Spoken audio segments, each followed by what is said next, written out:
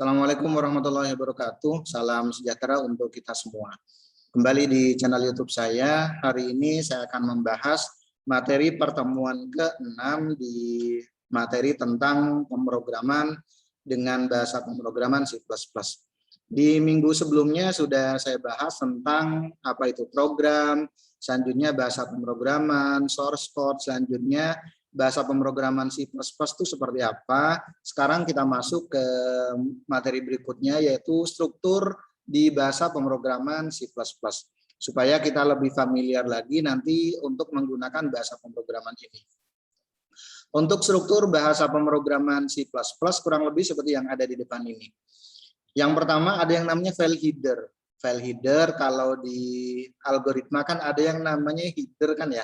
Ada yang namanya header, selanjutnya bagian deklarasi, baru selanjutnya bagian statement.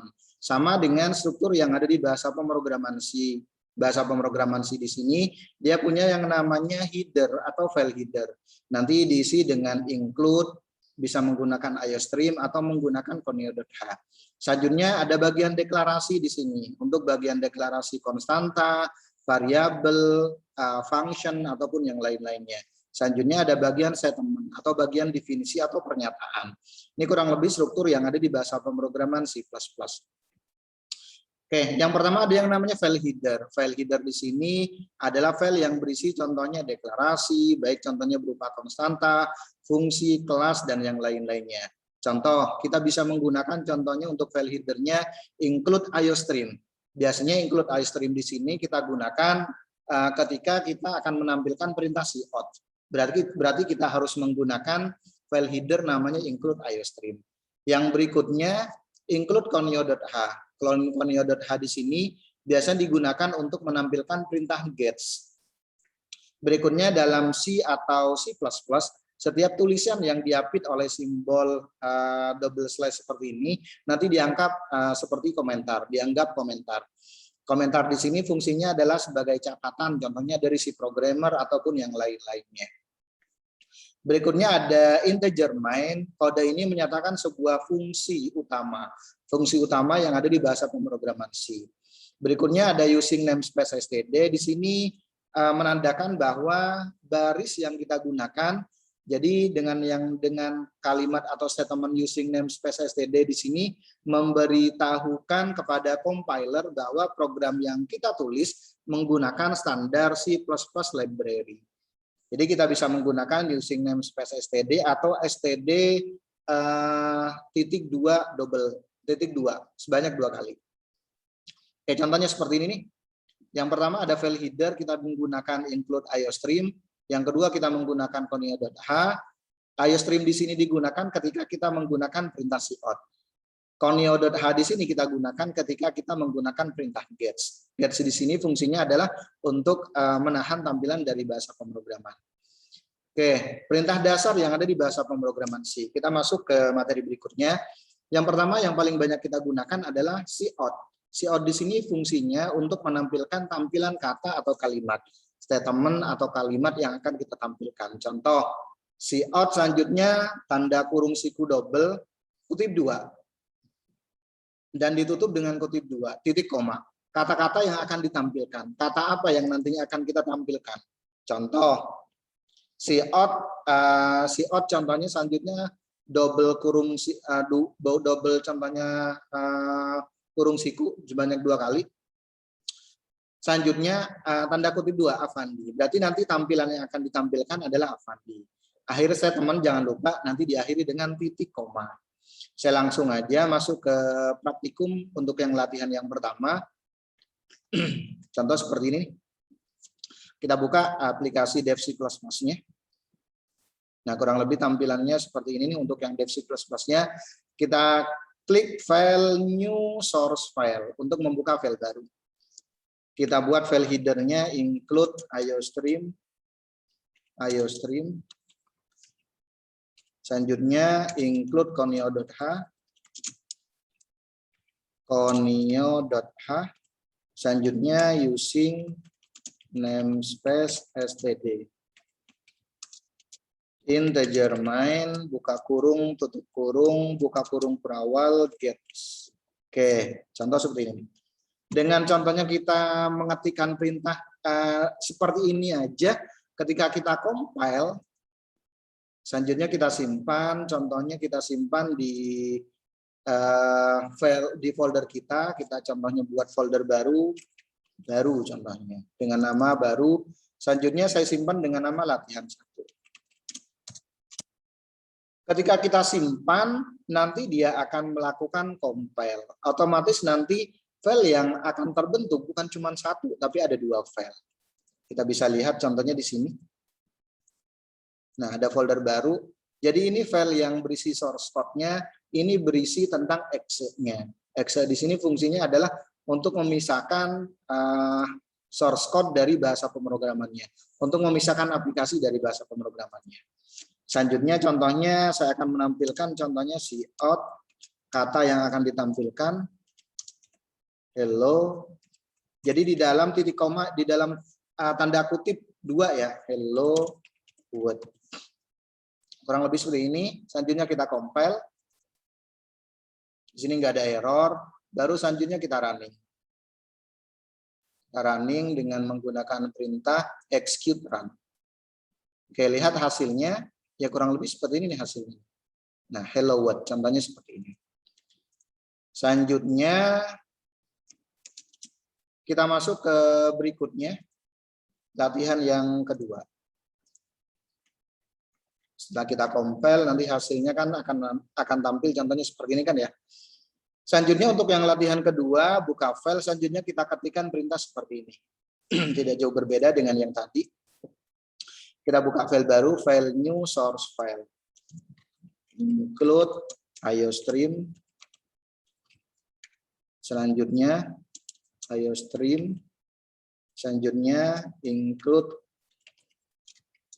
conio.h. Kita nggak menggunakan using namespace std. Nah, ini perbedaannya untuk yang source code yang kedua nih. Nanti bedanya di mana gitu.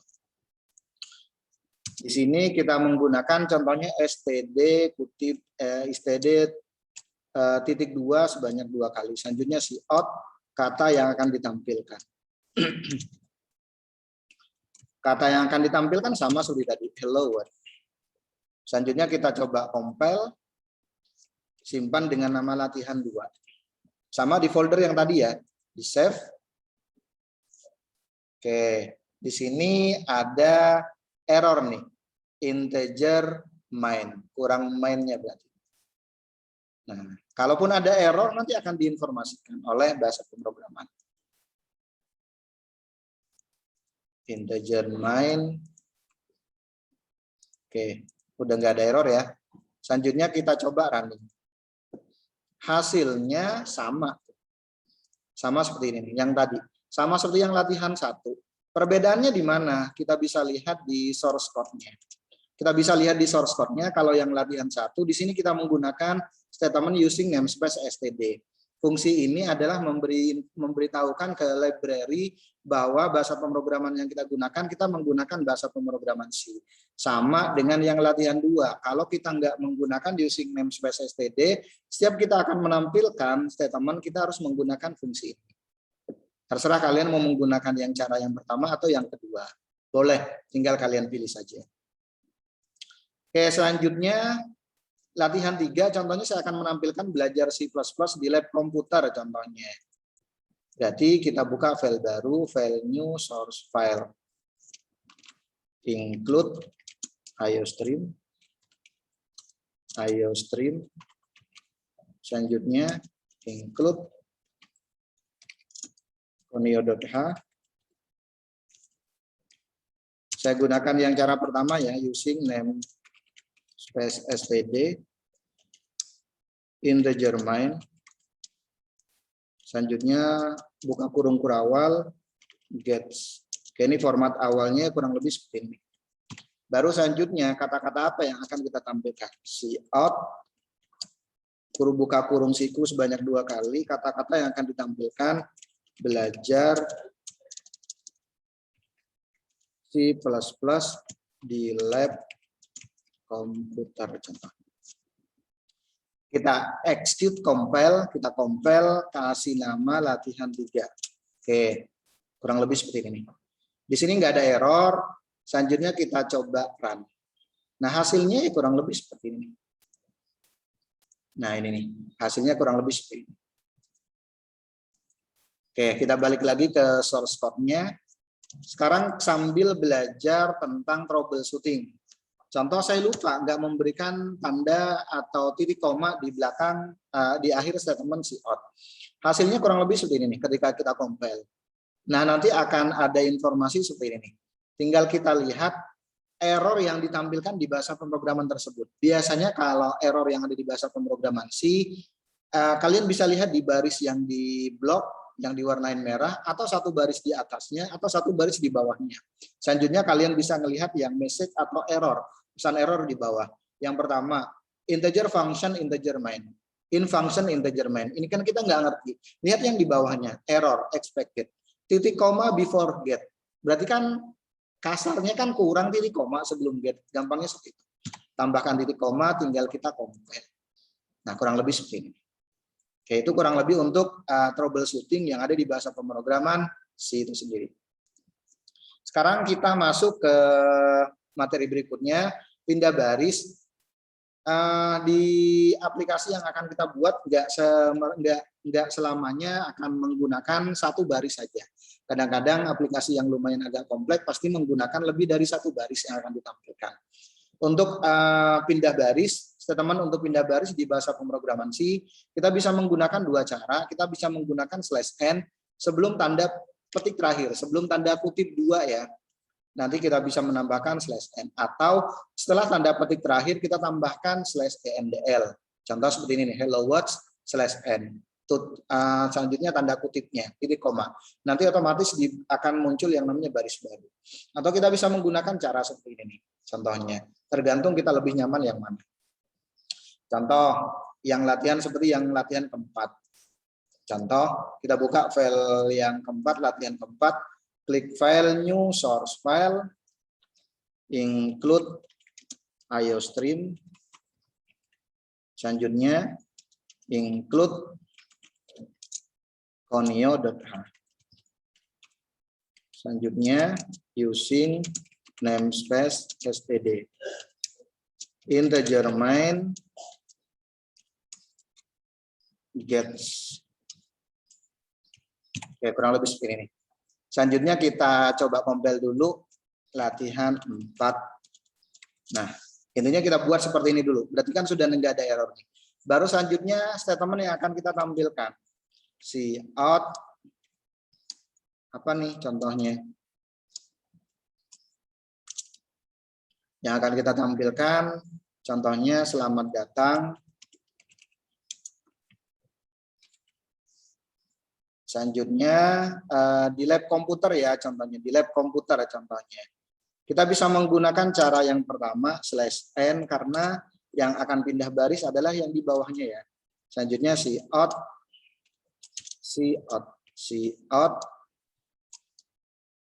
Contohnya di lab komputer. Di lab komputer contohnya seperti ini. Nah, selanjutnya tinggal kita compile, execute compile. Di sini nggak ada error ya. Selanjutnya execute run. Nah, kurang lebih hasilnya seperti ini. Berarti ada dua baris ya. Selamat datang, selanjutnya di lab komputer. Nanti tinggal kalian sesuaikan dengan yang ada di soal. Oke, atau di samping kenapa di baris yang kedua, sekarang di baris kedua kenapa kita nggak menggunakan /n? Karena nggak ada baris ketiga kan ya, kecuali nanti ada baris ketiga kita bisa menggunakan /n. Kalaupun kita menggunakan /n berarti kan nggak ada ngaruhnya, kasarnya seperti itu. Atau kita bisa menggunakan yang endl. Kalau kita menggunakan yang endl berarti di sini nanti. Nah, endl. Kita bisa menggunakan ya cara yang kedua. Execute compile. Oke, endl ya, endl, cout endl. Cuman kadang-kadang ini agak, nah sebentar, execute compile. Nah, selanjutnya execute run. Hasilnya sama sih sebenarnya. Nah, kurang lebih seperti ini. Oke, ini kurang lebih untuk yang latihan ke-4 contohnya. Mau nambahin baris satu lagi contohnya. Saya tambahin cara yang kedua, saya menggunakan yang /n. Baris ketiga contohnya si out. Selamat belajar contohnya. Statement atau kalimat yang nantinya akan ditampilkan adalah selamat datang di lab komputer dan selamat belajar. Berarti baris pertama, baris kedua kita menggunakan /n atau kita menggunakan NDL. Sedangkan baris ketiga kita nggak usah menggunakan. Kecuali nanti ada baris keempat contohnya. Nah, kalau ada informasi seperti ini berarti ada aplikasi yang sebelumnya sudah kita running, cuman belum kita close. Kita compile lagi. Nah, ada error, selanjutnya kita run.